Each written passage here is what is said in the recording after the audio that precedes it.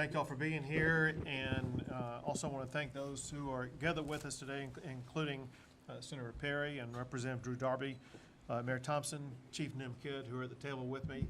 I want to thank the leaders behind me who've been working tirelessly over the past 2 or 3 weeks or so to help respond. We got a large number of first responders over here, first responders who have stepped up and literally saved lives of so many people across this entire region. I'm here today to provide an update on the recovery process in Tom Green County. Before I go into that, however, I want to make clear that we're not taking our eye off of what's going on in Kerrville at all. We continue the process of recovering bodies, of removing debris, of rebuilding, and the early process of getting people back into homes or to where they were living. I do need to share with you an updated number, 2 updated numbers. The numbers that I have of those who have lost their lives statewide in this flooding episode in the month of July is now 135. Those who have lost their lives in the Kerrville area because of the floods is now 116. And we will continue the search for everybody in every single region that was affected by these devastating floods. And while Kerrville has drawn a lot of attention, and there's reasons for it, I think it's the largest flood in the history of Texas. And more people lost their lives in Kerrville than those who lost their lives in Hurricane Harvey, just to understand the magnitude of it. But during all of that, we have been focused on what was going on in Tom Green County. And we began working with Tom Green County since at least the day before the storms hit, beginning on July the 3rd. On July the 3rd, the state deployed Texas Task Force 1 boat crews to be here and be available in the event they were needed. And it turned out they were needed. We also deployed other resources and assets to make sure that there would be the ability to respond, including a boat crew that was sent to Brady on July the 3rd, the day before the flooding took place. I issued a state disaster declaration for Tom Green County on July the 4th and requested a federal disaster declaration for Tom Green County on July the 10th. And it was granted the next day. Now, in Tom Green County, we are working with officials and working with the community to go through the many stages of the recovery process. Part of that is helping individuals in the tough challenges they're facing, whether it be mental, emotional, physical, or property or family, whatever the case may be. We have so many agencies at the Disaster Recovery Center right now that are responding to the needs of people in the Tom Green County area. Other needs that are being made at the Disaster Recovery Center are needs concerning individual assistance. That individual assistance is now available because of the major disaster declaration that was granted by the federal government, by President Trump. Also, public assistance is available for Tom Green County to rebuild the roads and other structures that the county and city are responsible for. I mentioned it at the Disaster Recovery Center. We have today, but we'll have for days on end, more than a dozen state agencies available to help address the needs of the people in this community. Another thing that we're doing is gathering information that helped us understand the way the response was undertaken here. And I gotta tell you, we've not seen a better response in the state of Texas. And there are articulated reasons for that. One is there was a great deal of collaboration at all levels, from the very first minute all the way until this moment in time. The response by local officials was extraordinary. We actually, in talking to Chief Nim Kidd, we consider the way that Tom Green County, and I say the county, it obviously involves the city, your mayor, every local official at every level. We consider it to be a model for the way that communities need to respond to disasters like this. And we will talk more about that in the upcoming special session. But in talking to the officials about why they responded the way they did, they talked about being trained for events like this months in advance, being organized and then executing on what the game plan was, but also maintaining a sense of compassion for the needs of the people of this community. Most importantly, they prioritized saving lives. In any type of disaster, saving lives is the first and foremost thing that everybody should have. And that's exactly what took place here. I've heard so many stories about so many rescues that have taken place. Rescues that literally saved lives. Had it not been for those rescues, dozens of people in this community would have lost their life. And there are others that may not have lost their life, but they were still rescued, and they are now able to move forward because of the fact they were rescued. I had the chance to visit with local residents, and I wanted their input on what they were seeing and experiencing. And some words always came up, and that is that they said in San Angelo, we're one community. We are neighbor helping neighbor, and we share things with each other. And you get a sense of the moral clarity and values of the people in this region that provide a sense of resilience and continuity for such a great community. One person mentioned this is neighbor helping neighbor. Others have talked about enduring relationships, that it's those relationships that help them get through these challenging times. Going forward, the state is going to remain working with Tom Green County until the recovery is complete. I mentioned a special session. As you know, we have a special session beginning on this coming Monday. And we have two leaders with us right now that will be very involved in that special session on ensuring that not just Tom Green County, but that every county across the state is going to be evaluated, and we're going to look for strategies that we can pass laws on that will make preparation for these types of events better, make response to these types of events better, to make sure that we leave this disaster in a way that puts Texas in a better position going forward than we were before this devastating storm hit our state.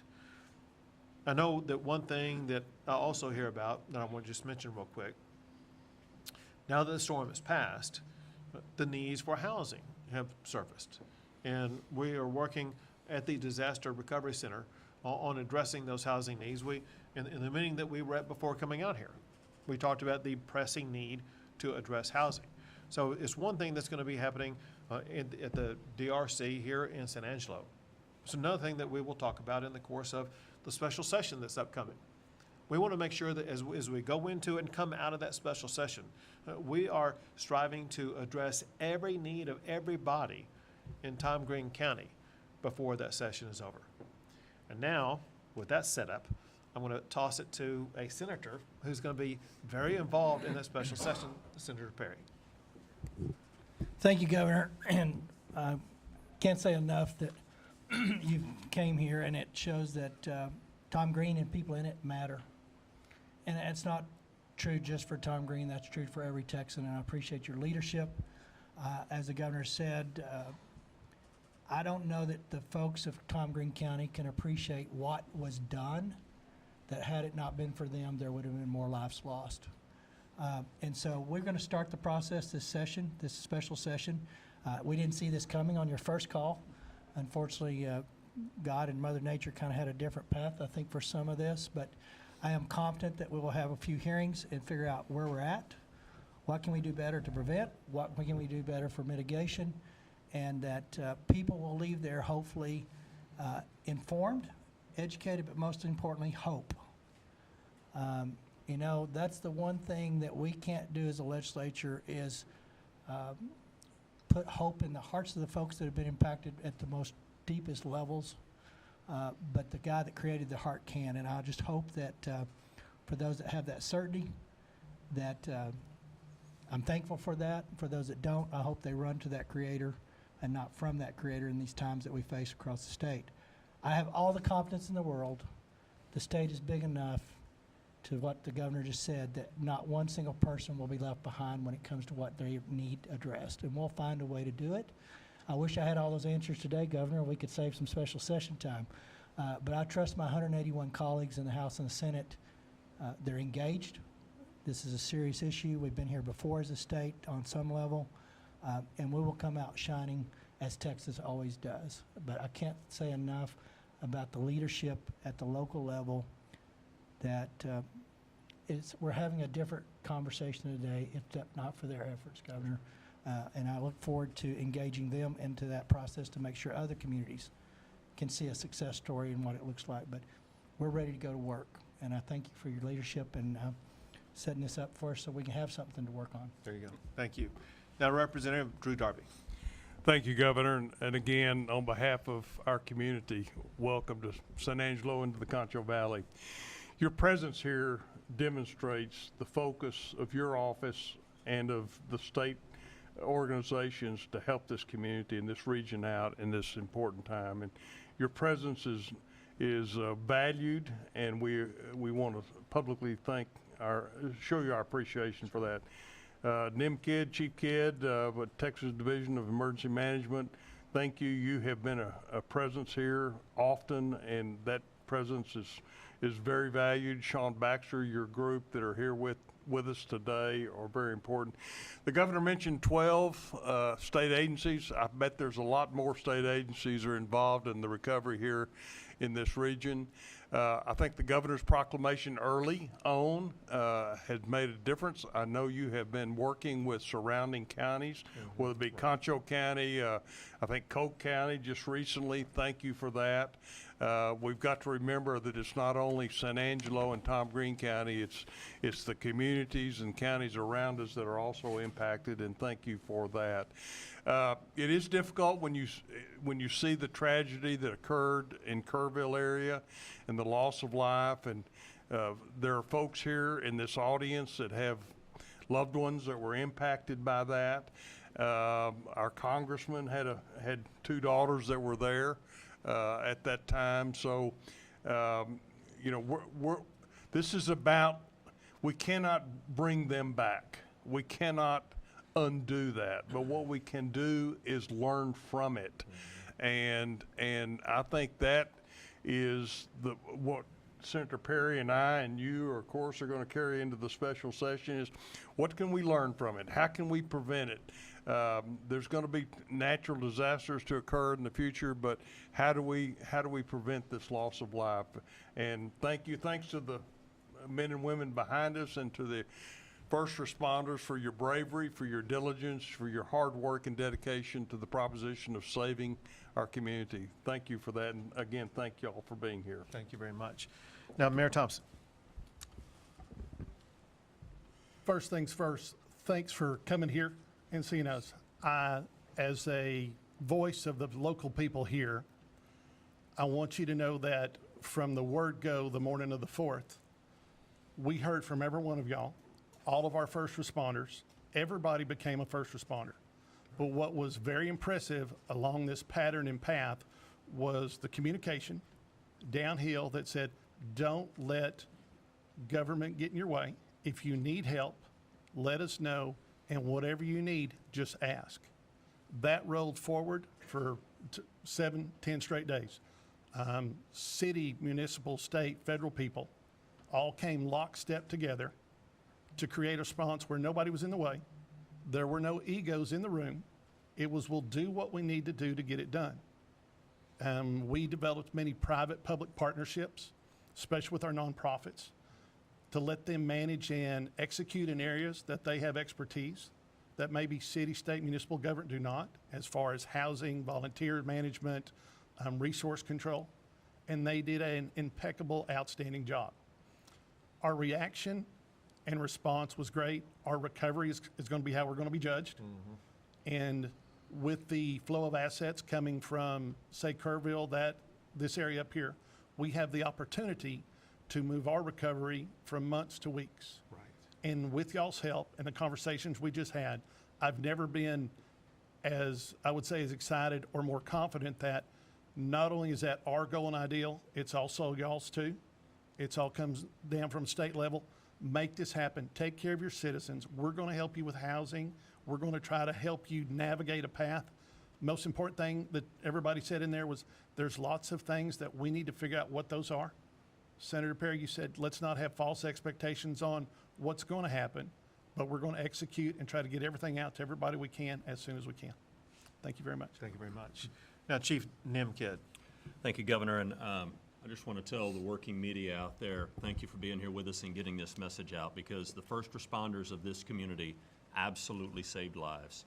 The local leadership, from the mayor, the judge, your emergency management coordinator, police and fire chiefs, sheriff, Texas Department of Public Safety, and the game wardens working together as one organization was an amazing feat. If the rest of the state worked like that, I would probably be out of a job. The work that was done here locally is second to none. Then I've got to thank all the volunteers that are out there. We went through houses today where Samaritan's Purse and other volunteers were out there cleaning out the houses, putting the debris in the piles that it needs to be. Very few communities in this state have pre-positioned debris contracts. This one does. They're taking it seriously. Y'all are in good hands. Disasters are going to happen, but leadership like this at the local level will make that recovery so much faster. The volunteers that are out there working right now, if you see one on the street, stop and thank them. They're here for the goodness of good and the hearts and their kindness, and they will help you recover faster than any level of government ever will. So take care of your volunteers that are out here. Glad to be here with you, Governor. Thank you very much. I want to double down on what Chief Kidd said about the volunteers. I had the opportunity to meet with many of them today, but know all that they are doing. And some of them are volunteers with organizations that existed long before this, and some are just volunteering on their own right now. And what these volunteers are doing, both here in this county as well as Kerr County and counties in between, are changing the face of Texas.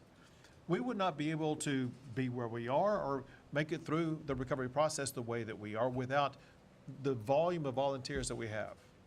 And I'll add this. I've never seen such generosity from our fellow Texans in supporting their communities, those in need. And I got to tell you, what you are providing in monetary resources to help these individuals in these communities is going to accelerate that rebuilding process. Every donation that's coming in that I'm working on is going to make sure, is going to someone who's going to be having a home rebuilt or an RV trailer restored, whatever the case may be. We want people back in their homes as quickly as possible. And one thing that accelerates that process are the very generous donations that are coming from our fellow Texans. And with that, we'll take a few questions. Governor Abbott, God bless you first of all, and all of the folks that have labored to support the people of Texas here. What can we do now concerning an early warning system? I heard some of that mentioned in Kerrville, now here in San Angelo. Is there a plan in place for Texas to have an early warning system in case of flooding, tornadoes, et cetera? So, I mean, there's several several things that need to be answered to that, several responses to that. One is that, in some places there are early warning systems, in some places there are not. And what we need to do, what we are going to do in the session, is evaluate early warning systems. But we have to evaluate it, I think, through this lens. And that is that what may be needed in the Guadalupe River area could be completely different than what is needed in Tom Green County. And we need to be working with leaders and members of local communities to learn from them what is going to be best for them. I'm going to give you a very easy example. And that is, as a person who's been in Hunt, Texas, which was ground zero of where the Guadalupe River flooding took place, there is virtually no cell phone availability at any time. Cell phone warnings would have, I think they were triggered, but they largely would have been irrelevant because of the inability for people to communicate. So I'm going to add to the menu. We have to work on improving communication levels in all of these different regions. Improving communications will be a part, of early warnings that we need to address. That said, I know that this senator, this representative are keenly focused on early warning systems, and we'll get something passed on it. Governor, Sean Humphrey, Fox West, Texas, thank you for being here. Over the past few weeks, since these floods started, we've seen farmers, ranchers, rural Texans really having to handle a lot of work on their own. We've talked about the volunteer help for some of those families, including one we spoke with yesterday. Volunteers got there for the first time, even up to yesterday. So as you look forward and go into the special session, how can we look toward, just making sure even in those rural communities, those small places like Concho County, people are getting the help they need? So every person in every county affected by these storms is a priority, large and small. And so we'll be going county to county. I talked about the people who are available right here, right now in this disaster recovery center. Those same agencies are available in every single county that is affected. We will use those agencies and more, working in collaboration both with federal and local agencies to make sure that the needs of every Texan is going to be addressed. You mentioned agriculture, and there are agricultural agencies in Texas as well as the federal government that will work to address the needs of the farmers and ranchers across our state that grow the food and provide the products that feed the nation. Yeah, go ahead. I had put it out on Facebook, and Texas Department of Agriculture, I can't give you that link right off the top of my head, but go there, and there's about 3 or 4 different categories of disaster relief. I'll give you one that was very pertinent and relevant, was fence building. This is a privately funded bucket of money that Texas Department of Agriculture is responsible for delegating or dispersing it. And I think they're very quick about it. But I can tell you, the agriculture community, the sheep, the cattle, these guys in this area, if they've got fences and downs that came through this flood and stuff, but that is a very helpful resource. And people have, I put that out in one day, and I already had 2 people tell me they were having fence building within a few days. So just tag that Department of Agriculture's resource. It's privately funded from private donations, and I don't know what's in there, but I do know that Commissioner Miller, as well as his assistant Dan Hunter, are keenly aware of trying to get those monies out. So for the agriculture perspective, that's something that's pretty clearly immediate help for the most part. Good information. Thank you. Go ahead. What would the housing assistance possibly look like, and would it help people get out of these possible floodplains? So the guy who knows most about that is Chief Nim Kidd. I'll have him address it. So thank you. Yeah, easy there, Mayor. So,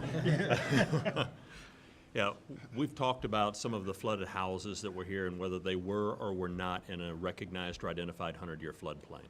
The things that you're going to see in the rebuilding process is people whose homes that have already been cleaned out, that are clear to re-permit or get back in there. That's going to happen relatively quick. There's also been several volunteers and people across the community that have offered apartment complexes and others to get people out of hotels into something a little more suitable and sustainable until their homes are rebuilt.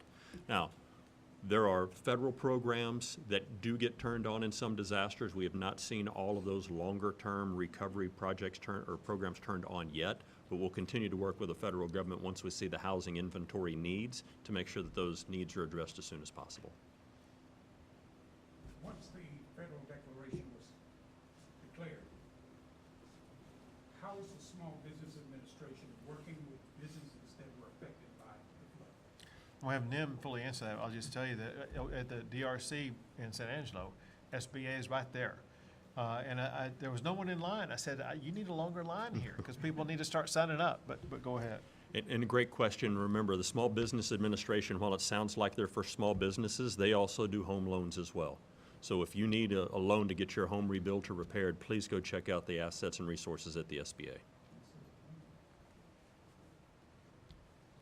Listen, thank y'all very much. Thank you for getting the word out, but a big thank you to all these first responders, to these leaders behind me, those getting the real results done. Thank y'all very much.